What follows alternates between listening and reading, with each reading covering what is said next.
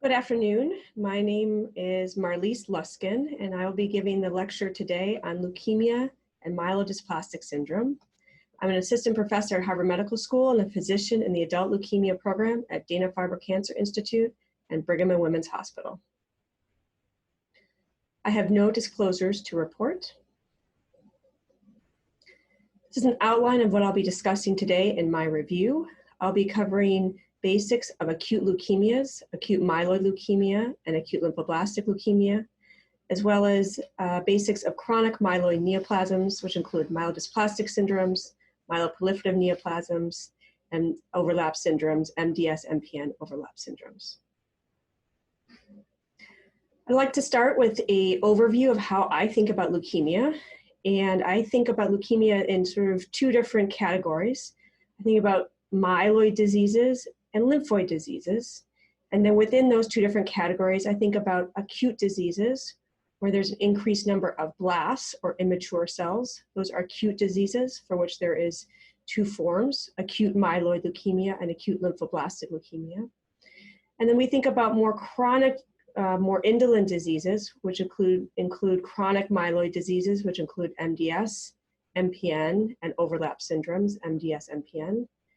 And then the more chronic lymphoid diseases, which are lymphoma and plasma cell disorders, which will be covered in different presentations of this series. Be aware that the term leukemia often is just used to refer to any blood condition with a circulating component, and some lymphomas can have a so-called leukemic phase. And so it's important to know that leukemia is a general term for blood cancer, and among leukemias, there's many different forms in the myeloid and lymphoid space. The first disease I'm going to talk about is acute myeloid leukemia, and we'll talk about what is that diagnosis. The diagnosis of acute myeloid leukemia occurs when there are more than 20% myeloid blasts in the bone marrow aspirate or in a blood count. This is primarily a disease of increased immature blasts in the bone marrow and blood, but occasionally this disease can be found outside the medullary space, so-called extramedullary AML. And there are times when certain aberrations, certain genetic aberrations lead to a diagnosis, even if there are less than 20% blasts. Blasts are identified morphologically under the microscope, and they have characteristic appearance. There's an example here on the side of the screen. Blasts are usually large cells with large nuclei, open chromatin, scant cytoplasm, so-called high N to C ratio, and often there's prominent nucleoli visible as well. Our rods are seen in myeloid blasts and are lineage defining and tell the viewer that just by looking at the smear that those blasts are considered myeloid blasts.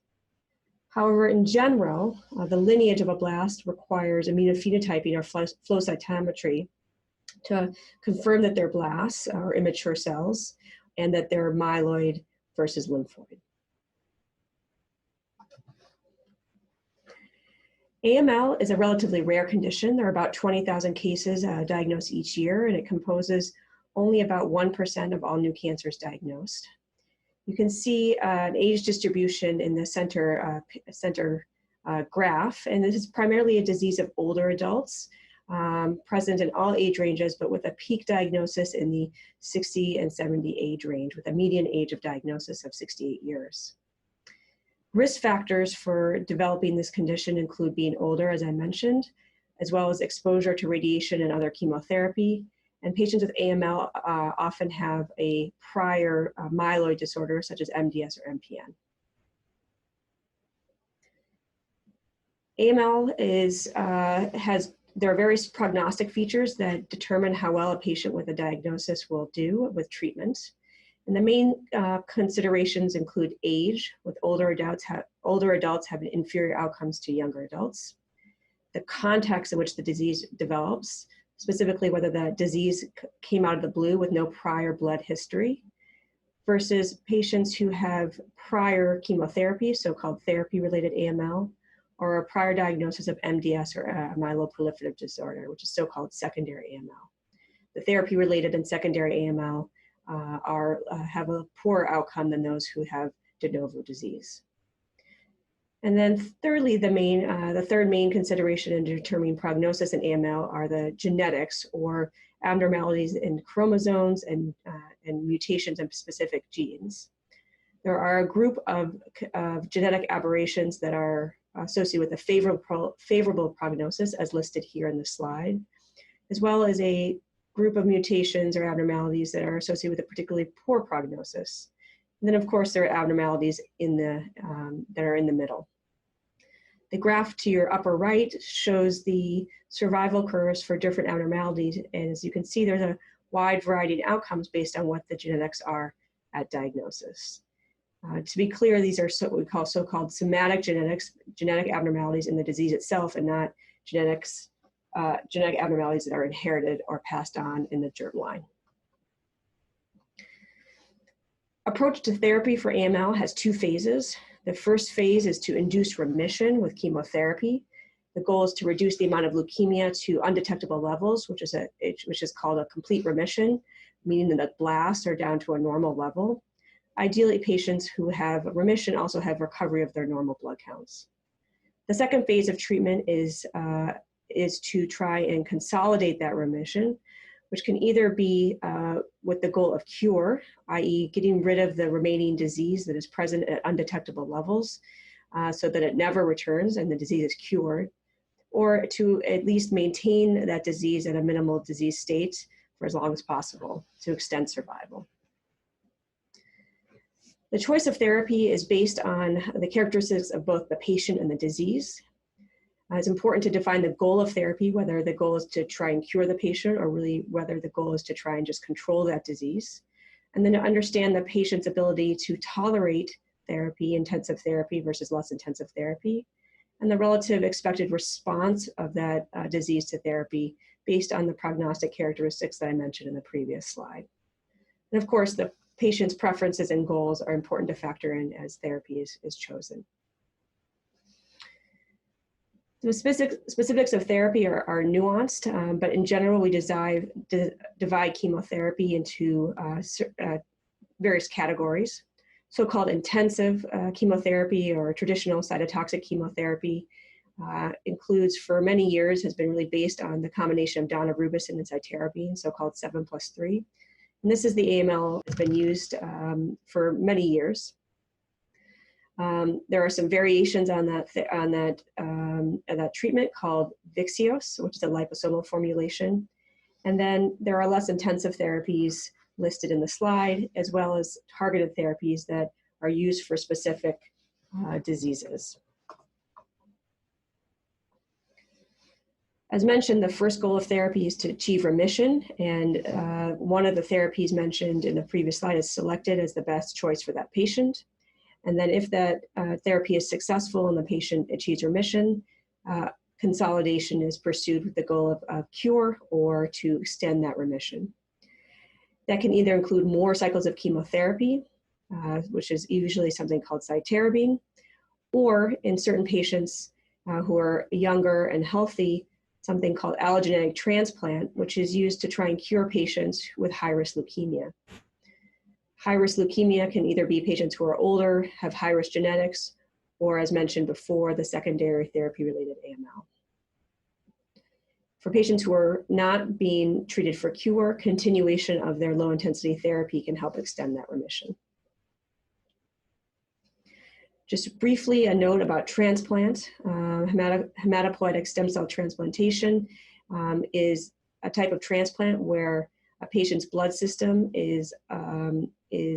the goal is to replace that patient's blood system with a blood system from another patient that's allogeneic as opposed to autologous, which is from one's own system. And the concept is that a patient receives chemotherapy conditioning to make room for donor cells in the bone marrow. And then donor cells, stem cells from a matched donor are infused and engraft and create a new blood system, which is associated with a new immune system, which can be effective at targeting residual leukemia or leukemia that tries to return. This is something termed the graft versus leukemia effect. There are different types of transplants, including more intensive, so-called myeloablative transplants, that is usually reserved for younger patients given the intensity of the chemotherapy, and then so-called non-myeloablative transplants or reduced transplants that are able to be applied to older patients and really rely specifically on the effect of the donor cells as opposed to the conditioning chemotherapy. The risks of transplant include chemotherapy toxicities, the immune suppression that's required to help the new donor cells adjust to the new host environment, and the risk of opportunistic infections, and then a disease called graft versus host disease, where the new donor cells can attack the patient's own organs, including the liver, skin, and gastrointestinal tract. There is one particular type of AML that deserves mention. This is something called acute promyelocytic leukemia. And this is a really important subtype to remember and to mention. Although it's rare, it is a disease where the treatment team, the physicians, have really an opportunity to change the natural history. As mentioned, AML in general is a rare disease with about 20,000 cases per year. Only about 10% of those cases are acute promyelocytic leukemia, but these patients are treated very differently and have a high risk of early toxicity, but also the opportunity to cure this if these patients survive the initial phases. So this is a subtype of AML that is defined by a particular genetic abnormality, the rearrangement between chromosomes 15 and 17, the 15-17 translocation, that fuses two genes, PML and RAR alpha. And this genetic abnormality leads to a type of AML that has a very high rate of coagulopathy, or DIC. And that DIC can lead to bruising and bleeding, and in particular risk of intracranial hemorrhage. And so when this disease is diagnosed or suspected, urgent treatment is needed to try and avoid that complication. This type of AML often presents with low blood counts, pancytopenia, as well as DIC, and can be suspected by certain appearance of a blast, including frequent hour rods and granules, and has a particular pattern on flow cytometry, as listed in this slide. When this disease is suspected, immediate treatment is recommended with supportive care, including blood transfusions to treat the coagulopathy, as well as administration of a particular type of chemotherapy called ATRA, which can begin to treat the APL and stabilize the complications, prevent ongoing DIC. The diagnosis is confirmed by confirming that characteristic abnormality, the 15-17 translocation, or the PML-RAR fusion. If patients survive the initial diagnosis and the initial days of treatment, and they survive the initial blood coagulopathy, the cure rates for this disease now are very high, approaching 90 to 100%. Now we'll move on to acute lymphoblastic leukemia, which is the other form of acute disease. Remember, the acute leukemias are characterized by an overproduction of blasts or immature cells. AML was the overproduction of myeloid blasts, and acute lymphoblastic leukemia is the overproduction of lymphoid blasts. This disease is often referred to as acute lymphoblastic leukemia, but if the disease is only present outside the bone marrow space, it is often referred to as LBL, or lymphoblastic lymphoma. These are the same diseases and are treated similarly. Patients often present with low blood counts or collections of the lymphoblasts in other organs, causing adenopathy or swollen lymph nodes, and also can be infiltrations of the mediastinum, mediastinal mass, and the central nervous system. Patients can present with constitutional symptoms as well. The diagnosis, as with AML, is confirmed by identifying blasts under the microscope in either the blood or the bone marrow, and then confirming the immunophenotype by flow cytometry, namely that they are blast immature cells and that they express lymphoid markers. And ALL can be either B-cell lymphoblastic leukemia or T-cell lymphoblastic leukemia based on the markers that they express.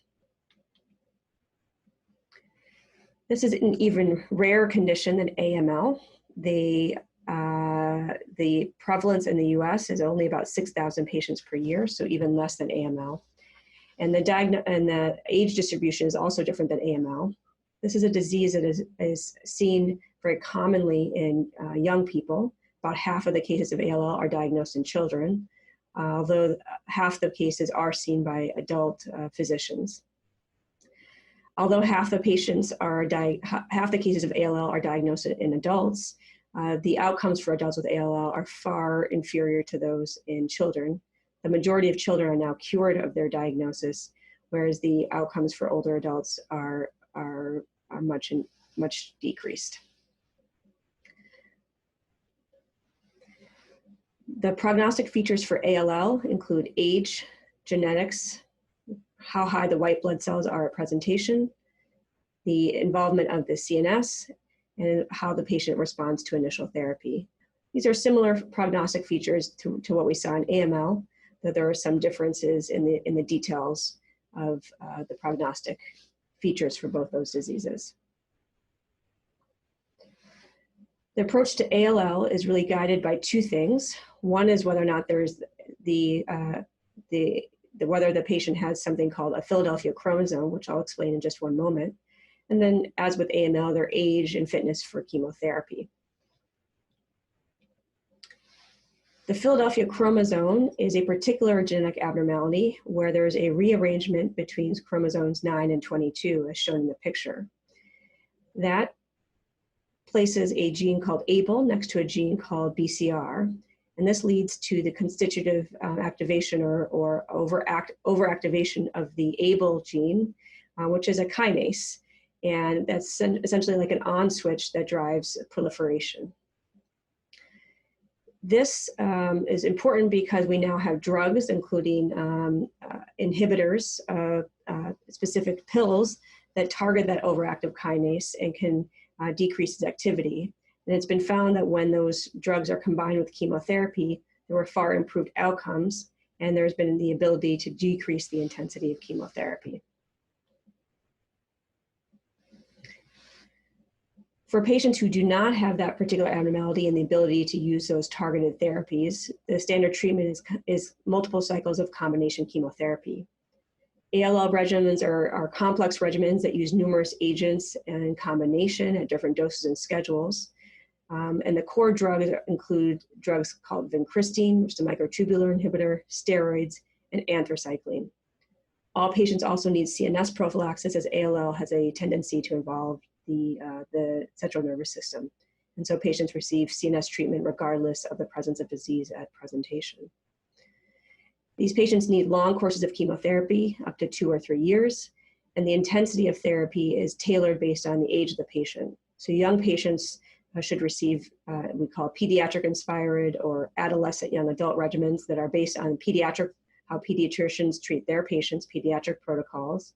And these are intensive regimens that include an escalated number of steroids and a drug called asparaginase.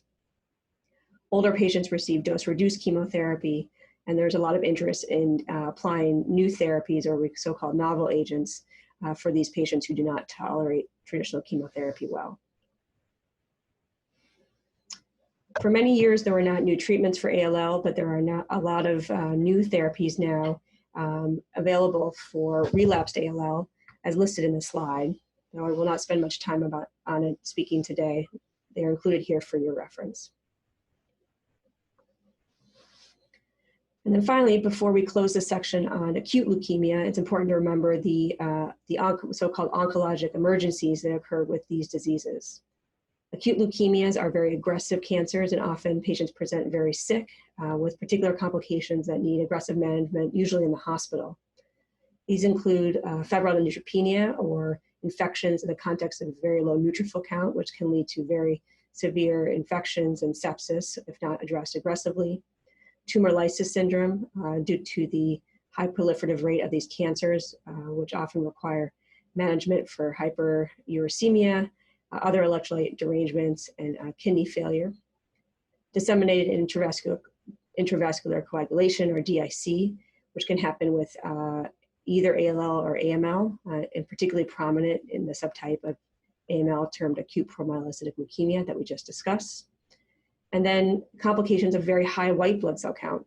Hyperleukocytosis is a lab abnormality defined by the presence of very high white count, in particular very high blast count. And then leukostasis is the clinical syndrome that accompanies some cases of hyperleukocytosis, where those blood cells start to affect the function of organ, including the brain, leading to confusion, the lungs, leading to low oxygen levels, and the heart, leading to cardiac ischemia or compromise. This is managed with attempts to get the white blood cell count down quickly, including treating with hydroxyurea, which is an oral chemotherapy that leads to decrease in the white blood cell count. Occasionally something called leukapheresis, where the white blood cells are decreased through physical removal through the pheresis procedure. And then attention to other supportive care, including hydration and avoidance of transfusions while the white blood cell count is very high. It's important that anybody with a new diagnosis of AML or ALL be assessed for the presence of these complications and be managed aggressively. Now we'll move on to the chronic conditions, the chronic myeloid conditions, and we'll start with myelodysplastic syndrome, which is a group of myeloid lineage neoplasms, which are really defined by ineffective hematopoiesis or ineffective production of blood cells. So the diagnosis of MDS requires the identification of low blood counts in at least one of the three lineages: white blood cell count, red blood cell count, and platelets. And then identification based on bone marrow biopsy of a non-functional or a malignant bone marrow, so-called MDS defining abnormality, which can include dysplasia, a particular genetic abnormality or cytogenetic abnormality, or the presence of excess blasts or extra blasts that don't meet criteria for acute myeloid leukemia. It's important to remember that dysplasia is nonspecific and also may be due to other causes of cytopenias, including medications or illness. And so the patient's clinical context must also be considered when making this diagnosis. So the hallmarks of MDS include the risk of progression to AML, bone marrow failure, or the lack of production of blood cells or cytopenias, and clonality, meaning that this is a cancer. Although it's sometimes referred to as pre-leukemia or a blood condition, this is technically a cancer, given its malignant,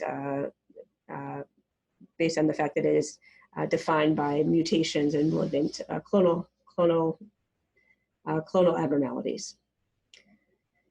MDS has a widely varied presentation and risk of progression, and some patients have very mild abnormalities and are completely asymptomatic, while others experience substantial symptom burden. MDS is a disease of older adults, as shown here in this picture. The median age is 76 years, and the prevalence of this disease increases with each decade. Very rare in pediatrics and young adults, and becomes more common in the 60s, 70s, and 80s. It's likely underdiagnosed as well, and underreported to cancer registries, and so the true prevalence is likely higher than is reported in various publications. Some registries report about 10,000 new cases per year. Risk factors include older age and prior chemotherapy and radiation. As I mentioned, the prognosis and the severity of MDS varies widely, and this is assessed through something called the IPSS, or the International Prognostic Scoring System. And this scoring system was developed to help predict how aggressive an individual case of MDS is likely to be, and includes and integrates various disease features, including the number and degree of cytopenias, the presence and degree of excess blasts, and the particular karyotype or genetic risk. The IPSS was the original scoring system, and there are now revised versions of this as well, refining the various categories. And these scoring systems can predict the natural history, the risk that the MDS will progress in terms of further cytopenias and progression to AML, or the acute phase of the disease. MDS is treated based on the risk. So supportive care in terms of managing the effects of low blood counts is applied to all patients who need it, and it can include transfusions or growth factors, something called erythropoietin, to help improve anemia. Patients who have high-risk disease are considered for so-called disease-modifying treatment, trying to affect the progression of the disease with chemotherapies, including something called azacitidine or decitabine. And for patients who are young with very aggressive disease, allogeneic transplant, which was discussed for AML, is also considered. As with all the diseases, defining the goal of therapy, determining the aggressiveness of the cancer, and the ability of a patient to tolerate treatment, particularly in older adults, is important. Now we'll talk about chronic myeloid leukemia, which is another chronic myeloid neoplasm. This is now in the myeloproliferative category as opposed to the myelodysplastic category. Myeloproliferative neoplasms are characterized by the overproduction of cells. In this case, proliferation of mature and maturing granulocytes. This disease is defined by the presence of the Philadelphia chromosome, which we mentioned is also present in some cases of ALL. In CML, all patients have the Philadelphia chromosome. Patients are often either asymptomatic or have mild symptoms, including fatigue, malaise, weight loss, abdominal pain and fullness due to splenomegaly, and that splenomegaly may be appreciated on exam. There are characteristic blood smear abnormalities and characteristics of the marrow as listed here, and often this disease can be suspected based on the initial blood counts, but is then confirmed by the presence of the Philadelphia chromosome. The CML is defined by that Philadelphia chromosome and that overactive Abl tyrosine kinase, and this leads to the uncontrolled proliferation of the granulocyte lineage. This is a rare condition, about 9,000 cases per year, and is diagnosed in adults of all ages with a peak in the 50s and 60s. This disease has seen dramatic improvements in survival over the last several decades, such that although this is a rare disease, the prevalence is increasing each year, such that over 50,000 patients in the US are living with CML. The natural history of CML is divided into a biphasic or triphasic course. Most patients are diagnosed in so-called chronic phase, and these are patients who are discovered incidentally or with just mild symptoms. And these patients often feel quite well with relatively indolent behavior. If the CML is not treated, eventually the chronic phase CML will transform into an accelerated or blast phase form where there are excess number of blasts, such that the disease resembles an acute leukemia. Untreated, this would happen within 3 to 5 years. In the modern era, we are able to treat most patients such that most patients stay in chronic phase disease for their entire life. The approach to treatment for CML is for even asymptomatic patients are treated to prevent that transformation. And most patients almost all patients receive treatment with a tyrosine kinase inhibitor. Imatinib was the initial tyrosine kinase inhibitor that was developed for CML and really transformed the prognosis for CML. Now, TKIs are the primary modality for therapy and really transform this disease from a fatal condition or a condition that required a transplant to one where patients now have an essentially normal life expectancy and just require taking a pill once per day for their life. We'll wrap up this brief talk on leukemias by mentioning the Philadelphia chromosome negative myeloproliferative neoplasms. So CML was a myeloproliferative disorder, an overproduction of cells characterized by the particular abnormality termed the Philadelphia chromosome. The rest of the myeloproliferative disorders are considered pH negative disorders, and these include a number of diagnoses that are associated with overproduction of other types of cells. So all of these conditions are associated with the overproduction of one or more mature myeloid cells, and they have different mutations that drive their phenotype. These include essential thrombocythemia, polycythemia vera, and myelofibrosis, and they commonly have mutations in JAK2, MPL, and CALR. These are generally indolent disorders that can progress, though, to more of a fibrotic phase in myelofibrosis, or as with CML, untreated to a more acute, accelerated phase, acute leukemia. Low-risk patients are generally observed and just employed supportive treatment. ET and PV is associated with an elevated risk for thrombosis, which is managed with aspirin, phlebotomy, and then hydroxyurea for high-risk patients. And patients who are showing signs of accelerated disease are considered for chemotherapy and transplant. And then finally, what is an MDS-MPN overlap syndrome? These are diseases that have features of both MDS and MPNs, dysplasia cytopenias like the MDS, and cytoses or elevated counts like the myeloproliferative disorders. The most common example in this group of diseases is chronic myelomonocytic leukemia, or CMML, which has an acronym very similar to CML, but is an entirely different disease. Management of overlap syndromes is extrapolated from the management of MDS and MPN. Listed here are a few references. I'd like to thank my disease group for for all of the education that they've taught me about these diseases. And we'll move on to the questions. Question 1. A 54-year-old male presents with a white blood cell count of 230,000. He denies bruising and bleeding. On exam, he has a large spleen. His hemoglobin and platelets are normal. A bone marrow biopsy demonstrates chronic myeloid leukemia. What is the hallmark chromosomal finding of this diagnosis?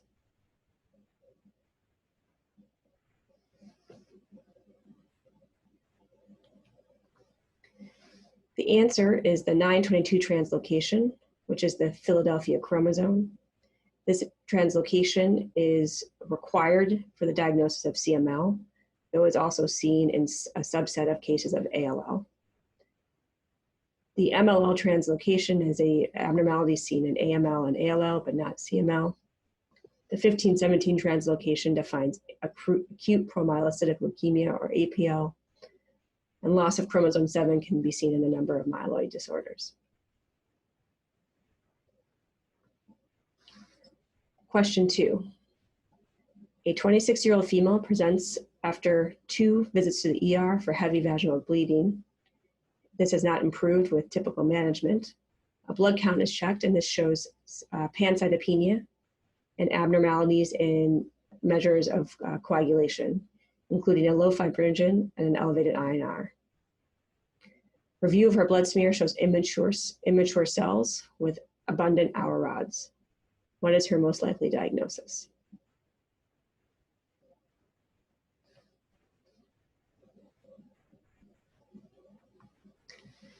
This patient almost certainly has acute promyelocytic leukemia, a constellation of low blood counts, clinical coagulopathy, including heavy menorrhagia, and laboratory evidence of coagulopathy is suggestive of APL. The blood smear is also consistent in that there are immature cells, which is blasts, with abundant Auer rods, which is not specific for, but very common with APL.